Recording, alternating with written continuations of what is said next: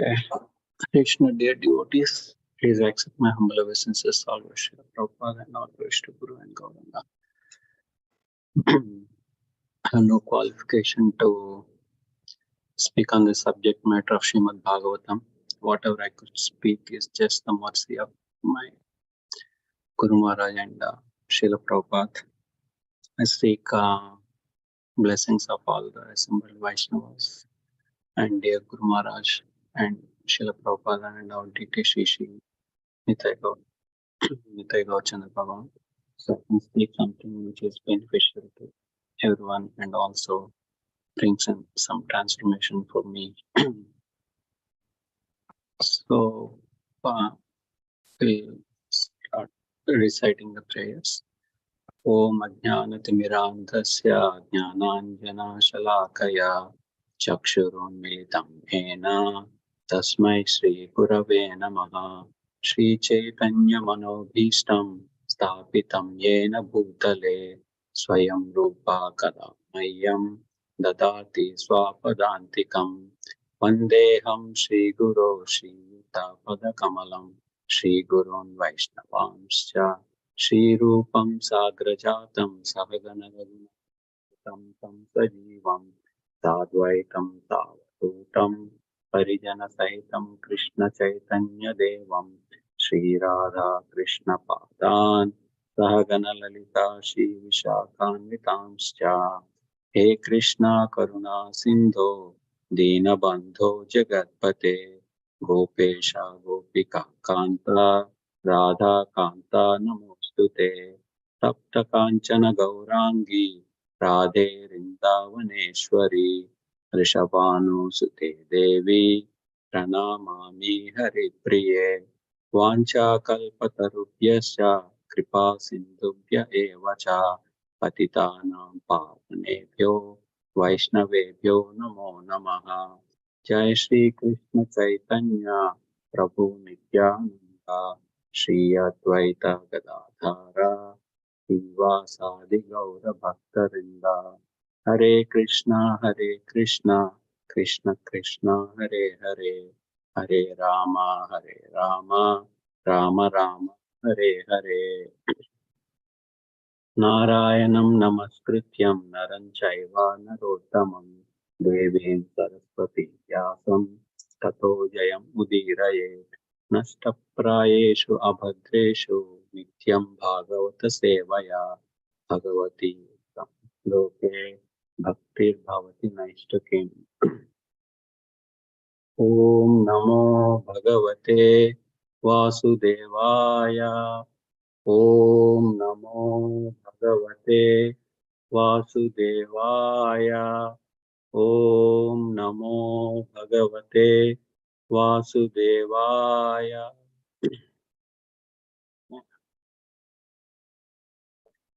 Okay, today we are reading from Canto 3, Chapter 5, titled Vidra's Talks with Maitreya, Text 6. And can we just start the word? Yata punasve khaidam nivesya sete guhayam sanivritta vrittihi Yogeshwaradishwaraye ka etad anupravisto bahuda yathaset. One more time.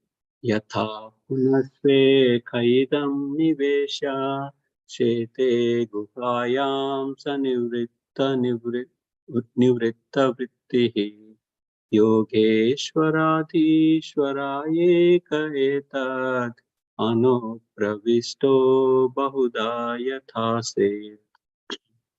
Synonyms: Yatha, as much, Punah, again, Sve, in his, Ke, form of space, Virat Rupa, Idam, this, Niveshya, entering into, Sete, lies down, Guhayam, within the universe, Saha, he, the personality of Godhead,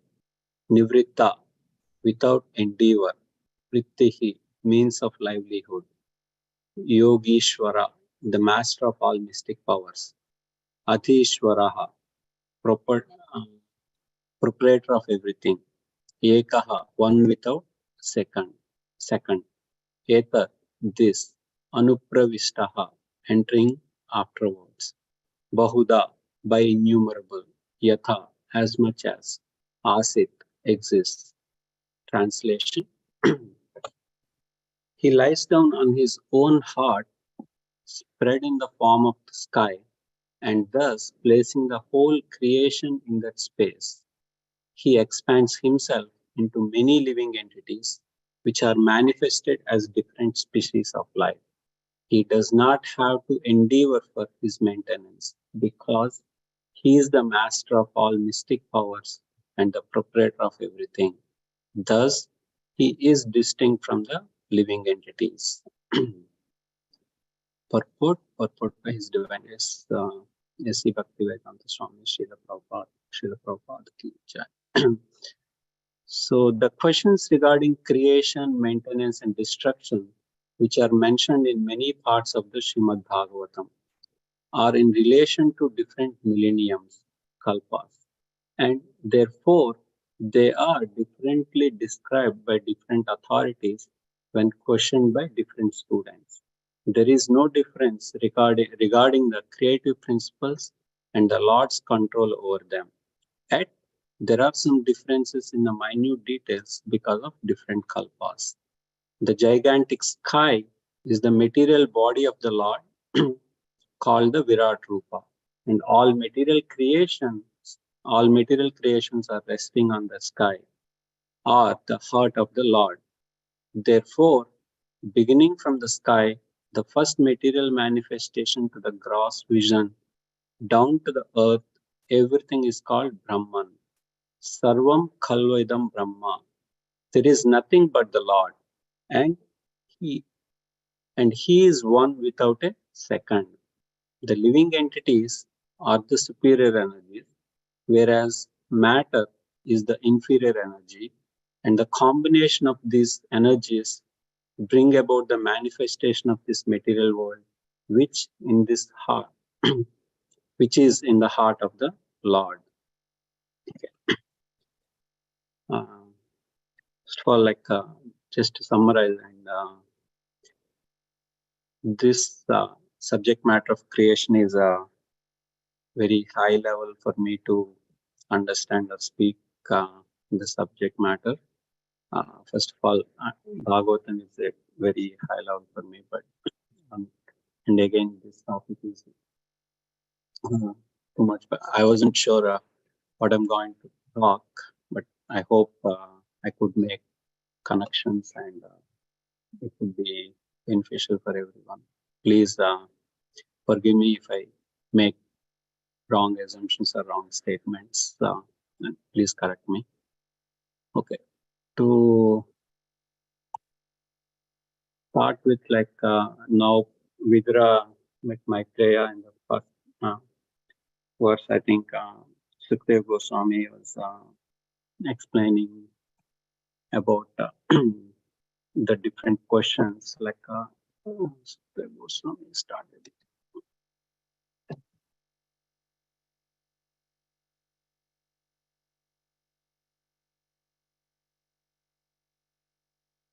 Okay, so where basically Sukdev Goswami is explaining that Vidra reached the Maitreya Muni, and also then Vidra started putting his questions to Maitreya Muni to explain. And from text 2 to 9, where Vidra puts multiple questions to Maitreya Muni to explain. And so one of the first questions which Vidra puts to Maitreya Muni is, how can one live for real happiness? So basically here they were talking about material. Everyone is attached to things, everyone is looking for the material happiness, but how can one live for the real happiness? And the next one Vidra was asking was, to instruct him on the transcendental devotional service. So and also in this verse he is saying like by performing devotional service, the Lord will be happy who is staying within everyone, and he can impart the knowledge to us. And third one was about the different incarnations, and especially about the Purusha avatars. And now in this verse, this one of the questions, like how this single Lord expands himself into many forms at the time of creation. Basically, here Vidra is asking to explain about the creation, and then I think next verses is going to ask about the Lord's different pastimes, and by hearing these pastimes, no one can ever get satiated, like, and we want to keep hearing more and more.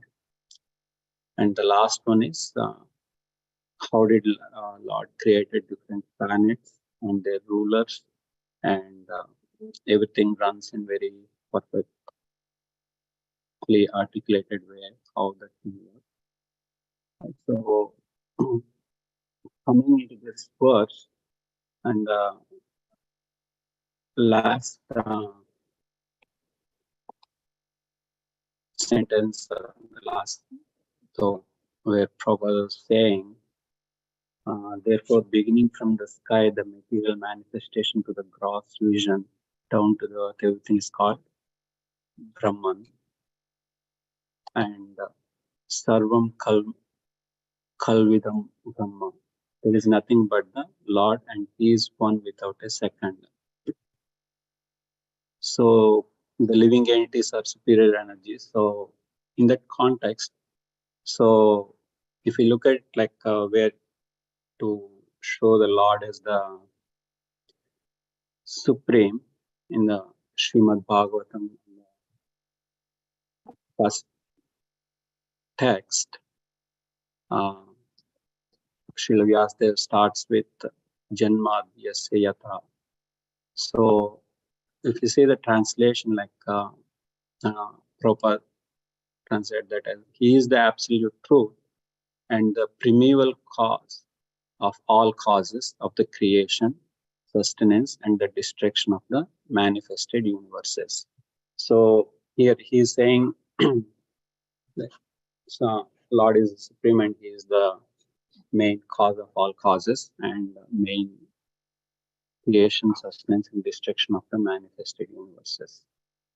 So when I was looking at the Janma Dasyata, and Prabhupada mentioned in I think many lectures that word and quoted, especially while explaining the first that first verse of Srimad Bhagavatam, first canto. So one of the lectures was on London, August 6, 1971. Here Prabhupada is saying, Vyasadeva says that I offer my obeisances to the Supreme Absolute Truth, Satyam Param Dhimahi. So there is no more truth beyond that. And as Krishna says that in Bhagavad Gita, Matta Parataram Nanya Kinchit Asti Dhananjaya. Matta, beyond me there is no more superior power. So Vyasadeva is offering his obeisances to the person above whom there is nobody. God means controller. I have several times explained, but here in our experience, we see that one controller is controlled by another controller. Nobody is absolute controller. Therefore, nobody is absolute truth. There must be the absolute truth. As it has begun, the source of all emanations. And in the same lecture, one more place, Prabhupada is explaining the cause of all causes. Janmadhyasya yataha. Vedanta Sutra says the absolute truth is that which is the original cause. Original cause. The scientists, they are trying to find out the original cause of creation, but they are creating their own imagination. there was a chunk and it burst into the burst out, and then planets came out like that. And whenever and where from this chunk came, you nonsense. So this is going on. So, and again on August 7th, the next day itself, again, the Prabhupada was talking more on the same subject. So, therefore, Bhagavata is trying to inform you about Krishna beginning Janmadhyasya. Om Namo Bhagavate Vasudevaya. Vasudeva is Krishna, Swayam Bhagavan. Now, what kind of Vasudeva? Janmadhyasya Yataha, from whom everything is there. What is that everything? Means birth, sustenance, and death. Everything you can understand. Any material object we can understand by these three symptoms. Just like your body, my body, or everyone's body. It has got a date of birth. It continues to live for some time, and there is annihilation. That is called Janmadhyasya. Janma Adi. First of all, birth, then sustenance, then death. This is 3 summary, but actually there are 6. 6 in the birth, then living for some time, then growth, then producing something out of the body, then dwindling, then finished, everybody. So on the same thing on the 7th chapter, where Bhakti section of Bhagavad Gita, the middle 7th chapter. 7th chapter is the first one, where it's called Knowledge of the Absolute Truth, where Krishna himself is telling Arjuna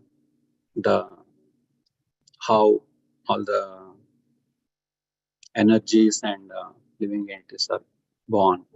So first one he says, like on the 4th text 4, earth, water, fire, air, ether, mind, intelligence, and false ego. All together, these 8 constitutes my separated material energies. Besides this, O mighty armed Arjuna, there is another superior energy of mind, which comprises the living entities who are exploiting the resource of this material inferior nature. So here it's calling all the jivas. All created beings have their source of these 2 natures. Of all that is material and all that is spiritual in this world, known for certain that I am both origin and the dissolution. O conqueror of wealth, there is no truth superior to me. Everything rests upon me as pearls are strung on a thread. So, and when we go a little bit down on the 14th verse. Okay, so here like is saying like where we have superior energy and we have been trying to material over. But when we go a little bit down on the text 7.14,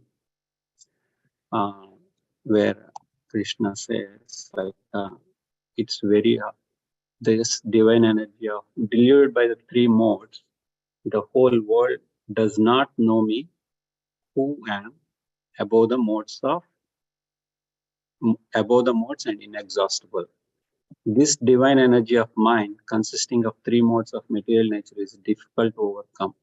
But those who are surrendered unto me can easily cross beyond it. Again, same thing on the 14th chapter, modes of material nature.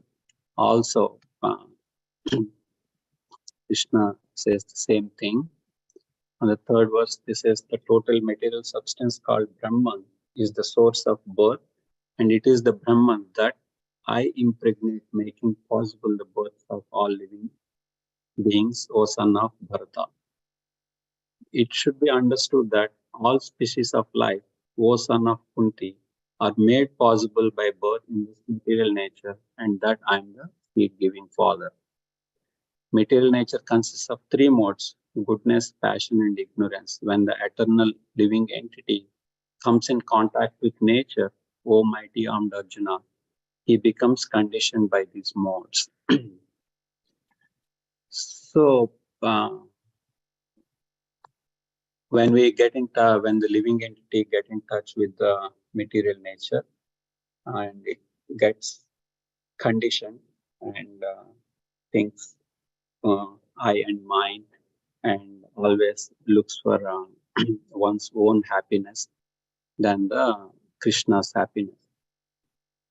Originally, all the living beings were being created for the satisfaction of Krishna, but whereas by contact with the material nature, the living entities think of themselves and their own enjoyment. So, in this context, like was listening one of the lectures by Vaisheshik Prabhu. So, His Grace Vaisheshik Prabhu.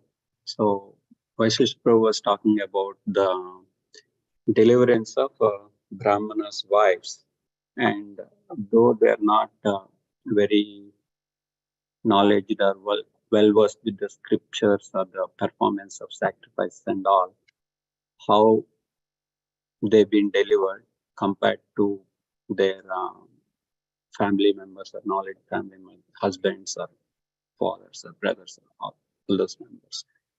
So, a story like when Krishna, Balaram, and friends were going on the forest for the herding the cows, and suddenly Krishna's friend says they're feeling hungry and they wanted to be fed. So then Krishna says, okay, so nearby Brahmanas are performing the sacrifices. So you can go and ask them for food.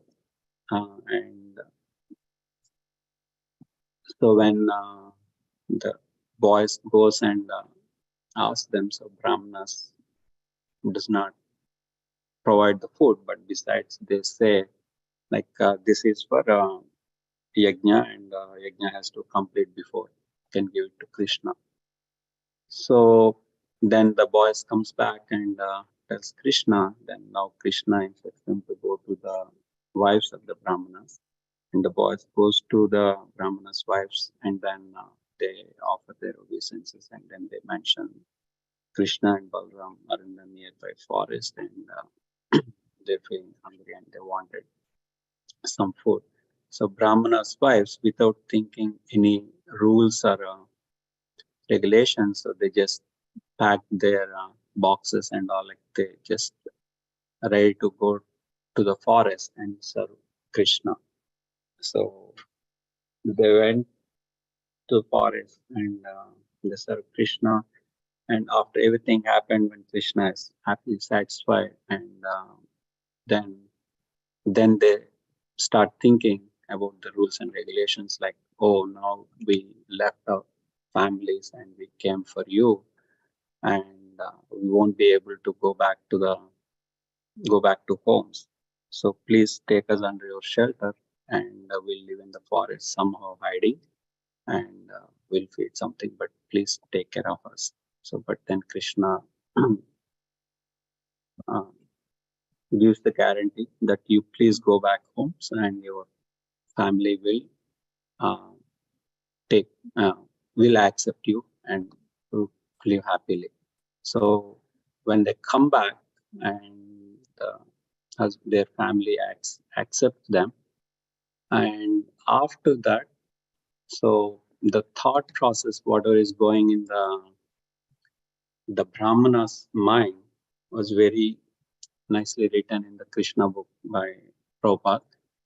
After the return of their wives from Krishna, the Brahmanas engaged in the performance of sacrifices began to regret their sinful activities in refusing food to the Supreme Personality of Godhead.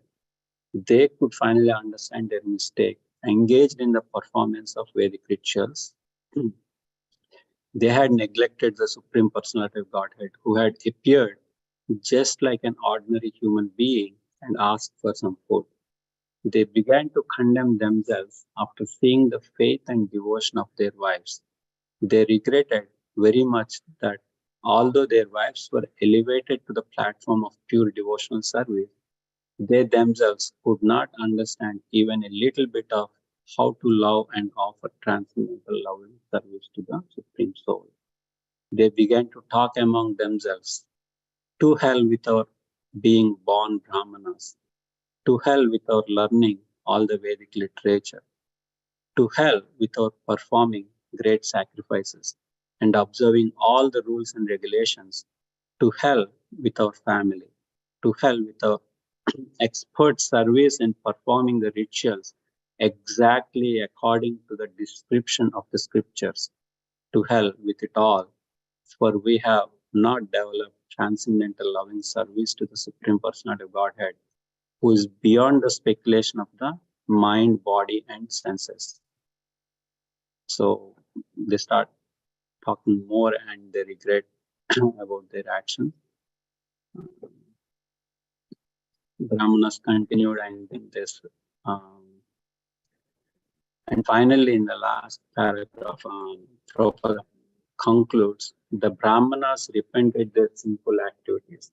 They wanted to go personally to offer their obeisances unto him, but being afraid of Kamsa, they could not go to Krishna and surrender unto him. In other words, it is very difficult for one to surrender fully unto the personality of Godhead without being purified by devotional service. The example of the learned Brahmanas and their wives is vivid. The wives of the Brahmanas, because they were inspired by pure devotional service, did not care for any kind of opposition. They immediately went to Krishna. But the Brahmanas, although they had come to know the supremacy of the Lord and were repenting, were still afraid of King Kamsa because they were too much addicted to fruitive activities. So with all this thing, so one thing is that like all the scriptures or whatever reading we do, like it should bring us more closer to the Krishna, and it should develop the love or more intense desire to perform service unto Krishna. So if it is not bringing us that love to serve Krishna, so then whatever reading we are doing, it's all like kind of a illusion, or we're kind of ignorant. It's not bringing any transformation in us. So in that context, I was just remembering one of the lectures long time back. I heard like bhakti is compared to the food preparation what we're preparing, and the ingredients are like the reading the books or the scriptures or books, like the vessel, I think, and the service is the fire, and we need to know it. So when we read the books and along with them, like if we do the service, and they need to be in the right combination so that we can get a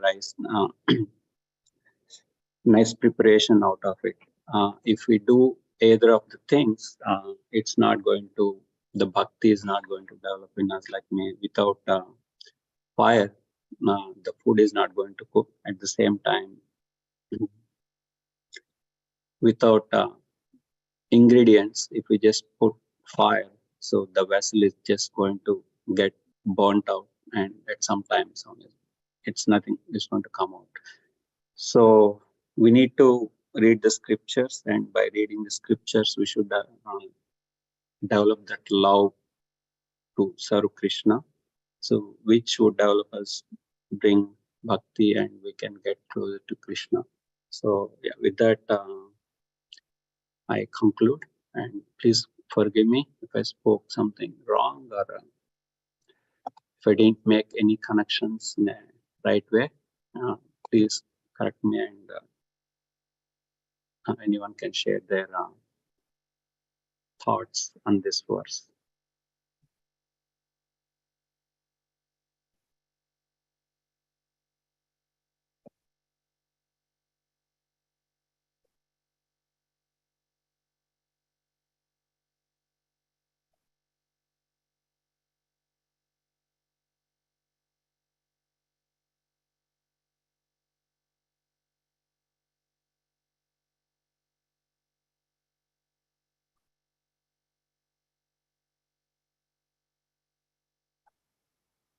Krishna Lakshmi Prabhu. So I think no one has any sharings, and it's 8:02, and can close down if you feel.